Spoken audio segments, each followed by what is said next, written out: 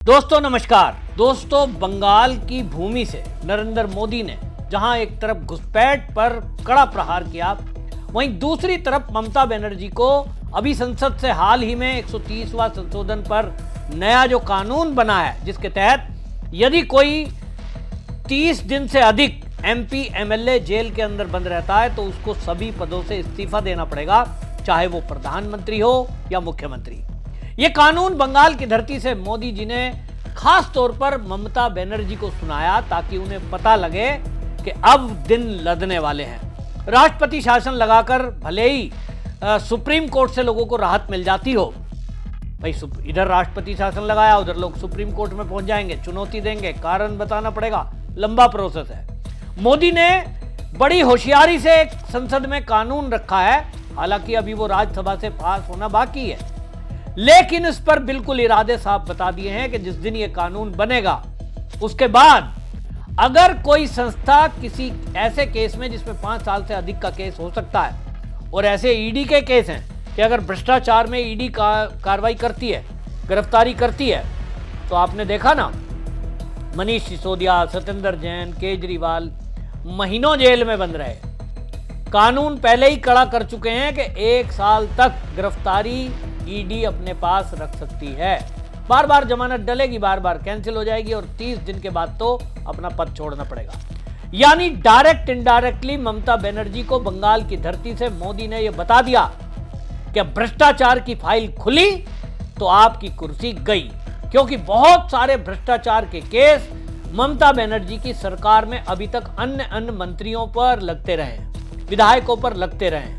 अब उसके तार ममता बनर्जी से जुड़े नहीं जुड़े ये तो संस्था तय करेगी, लेकिन अगर लिंक निकला तो ममता बनर्जी की अगर गिरफ्तारी हुई तो समझिए बिना लगाए राष्ट्रपति शासन लग गया। मोदी जी ने बंगाल में, आपको बता दें कि कोलकाता में 3 मेट्रो रूट्स और हावड़ा स्टेशन पर सबवे का उद्घाटन किया। 7.2 किलोमीटर कोना एक्सप्रेस वे का शिलान्यास किया।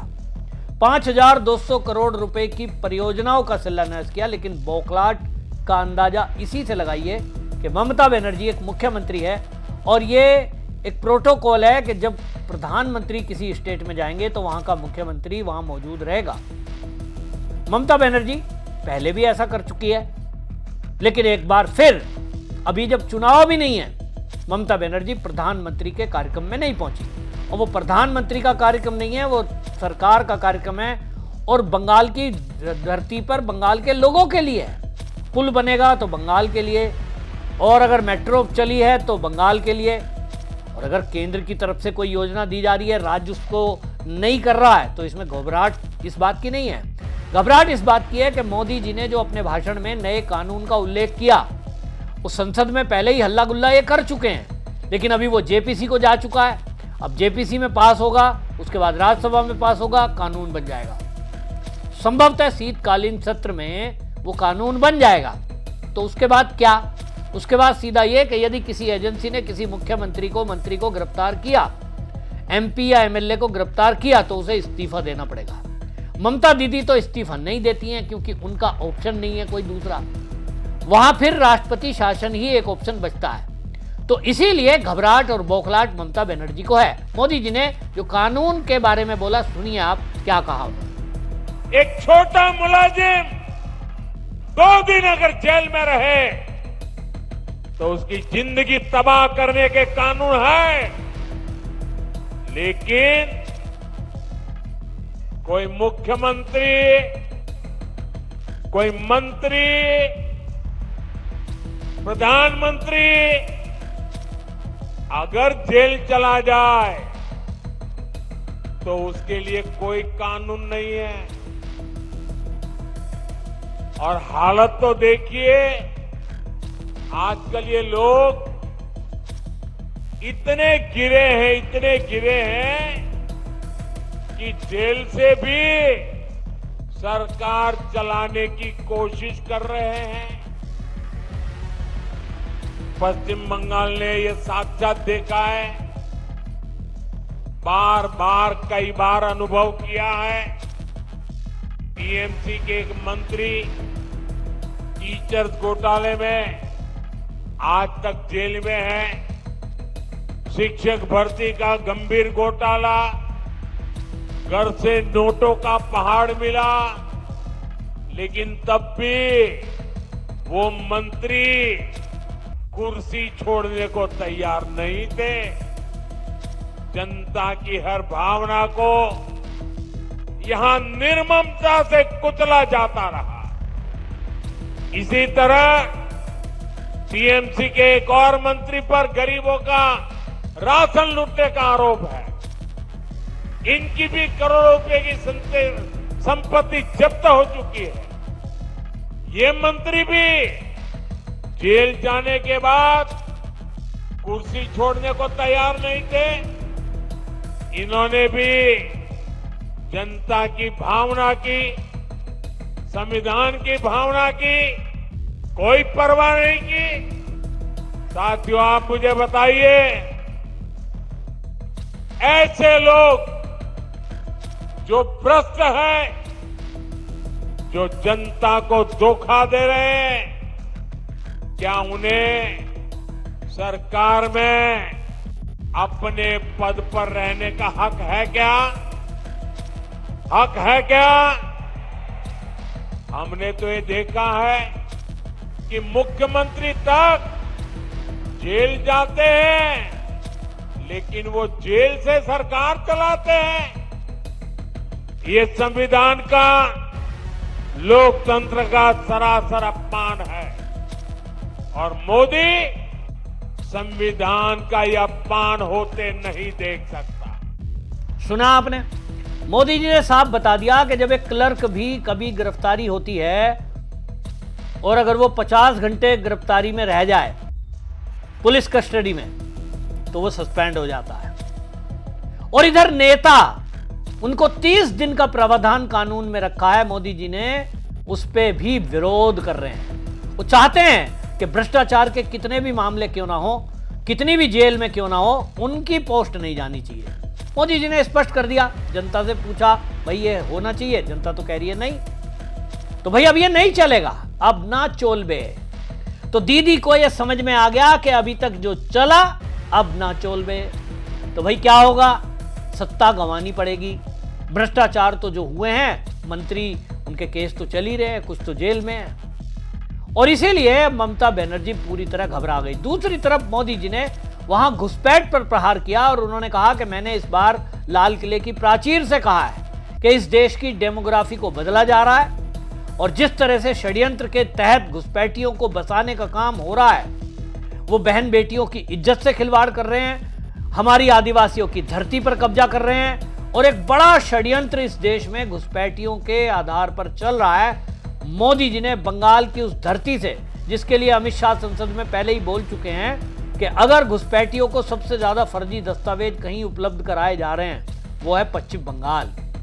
तो ममता बनर्जी के जो सांसद है वो विरोध कर रहे हैं संसद में कि साहब आप ऐसा कैसे कर दोगे, घुसपैठियों को बाहर कैसे कर दोगे। कुछ लोग सुप्रीम कोर्ट पहुंच गए और अभी आप देखिए एसआईआर को लेकर चुनाव आयोग ने जो घोषणा की, अभी बंगाल के लिए घोषणा हुई तो तत्काल सुप्रीम कोर्ट पहुंच गए। महुआ मोइत्रा, इनकी सांसद, उन्होंने वकील खड़ा कर दिया कि ये एसआईआर होना ही नहीं चाहिए। क्यों? क्योंकि घुसपैठिए वोटर लिस्ट से बाहर होंगे, फिर उसकी पहचान जब अलग से हो जाएगी, कम से कम पहले वोट डालने का अधिकार जाएगा। और उसके बाद मोदी जी ने साफ कर दिया कि हम तो एक बड़ा अभियान चलाने वाले हैं। मोदी जी ने घुसपैठ को लेकर क्या कहा बंगाल में, आप सुनिए। इस बार लाल किले से मैंने देश की एक बहुत बड़ी चिंता की चर्चा की। ये चिंता घुसपैठ के बढ़ते खतरे की है। कोलकाता के, पश्चिम बंगाल के लोग समय से आगे की सोचते हैं। इसलिए आपके बीच मैं लगातार इस बहुत बड़ी राष्ट्रीय चुनौती की चर्चा करता रहा। आजकल आप देखते हैं, जिन देशों को विकसित कहा जाता है, जिनके पास संसाधनों की कोई कमी नहीं है, वहां घुसपैठियों के खिलाफ मुहिम चल रही है। ये देश अब घुसपैठियों को ज्यादा नहीं सह सकता। घुसपैठियों को निकालना चाहिए कि नहीं निकालना चाहिए? घुसपैठिए जाने चाहिए कि नहीं जाने चाहिए? उनको भगाना होगा कि नहीं भगाना होगा? कौन भगा सकता है? कौन भगा सकता है? घुसपैठियों से बंगाल को कौन मुक्त करा सकता है? घुसपैठियों से बंगाल को कौन मुक्त करा सकता है? सुना आपने, मोदी जी ने स्पष्ट कर दिया कि घुसपैठ को लेकर अब हम कोई ढील देने वाले नहीं हैं। एक तरफ जहां चुनाव आयोग ने कमर कस रखी है कि वो वोटर लिस्ट में एक भी घुसपैठियों को नहीं रहने देगा, दूसरी तरफ अब केंद्र की सरकार भी कमर कस रही है और जिस तरह से कानून बनाए गए हैं, कुछ लोगों का कहना है कि अब एनआरसी इंप्लीमेंट होने का समय आ गया है। ये कुछ प्रयोग चल रहे हैं। अब चुनाव आयोग का विरोध करेंगे कि साहब आपने आधार कार्ड क्यों नहीं ऐड किया, आपने वोट कैसे काट दी, लेकिन जब केंद्र सरकार, मोदी सरकार एनआरसी का बिल लेकर आएगी उसका विरोध कैसे करोगे? भाई सिटीजन रजिस्टर तो सब देश में, भारत में क्यों ना हो, इस पर भी ये सवाल उठा रही थी ममता बनर्जी की पार्टी। लेकिन मोदी ने बिल्कुल इरादे साफ कर दिए कि बंगाल का जो चुनाव है अब इशारों ही इशारों में उन्होंने बता दिया है, नया कानून बता दिया और घुसपैठ पर प्रहार कर दिया। निश्चित रूप से जैसा मैं कहता हूं, आप देखना बंगाल के चुनाव के पहले ये सरकार जो बंगाल में चल रही है, मेरे हिसाब से ये वहां राष्ट्रपति शासन लगेगा तभी चुनाव होंगे, क्योंकि भारतीय जनता पार्टी के कार्यकर्ता लगातार ये बताते रहे हैं और अब तो चुनाव आयोग भी ये कह रहा है कि जिस तरह की हरकत, जिस तरह की धमकियां विपक्ष चुनाव आयोग को दे रहा है, जिस तरह से ममता बनर्जी खुलेआम कह रही है कि हम किसी का नाम कटने ही नहीं देंगे वोटर लिस्ट से, ये बता रहा है कि वहां टकराव की स्थिति है और जब तक राष्ट्रपति शासन नहीं लगेगा तब तक वहां चुनाव आयोग भी कोई काम नहीं कर पाएगा। तो ऐसे में मोदी जी ने नए कानून का हवाला देते हुए ममता बनर्जी को बता दिया कि अब नया हमने कानून बना दिया है जिसके तहत 31वें दिन तो आपको पोस्ट छोड़नी ही पड़ेगी, और जब पोस्ट छोड़ेगी तो कौन ऐसा है जो ममता बनर्जी की जगह कुर्सी पर बैठ सकता है? उनका भतीजा अभिषेक? उत्तर है ना, क्योंकि उसके ऊपर भी ऑलरेडी केस चल रहे हैं और केस पेंडिंग है, पूछताछ होकर बाकी है, कभी भी गिरफ्तारी उसकी भी हो सकती है। तो एक बड़ा मैसेज मोदी जी ने बंगाल की धरती से ममता बनर्जी को दे दिया है, इसी से ममता बनर्जी बौखलाई। आपकी क्या राय है? कमेंट में लिखें, वीडियो शेयर करें। वंदे मातरम।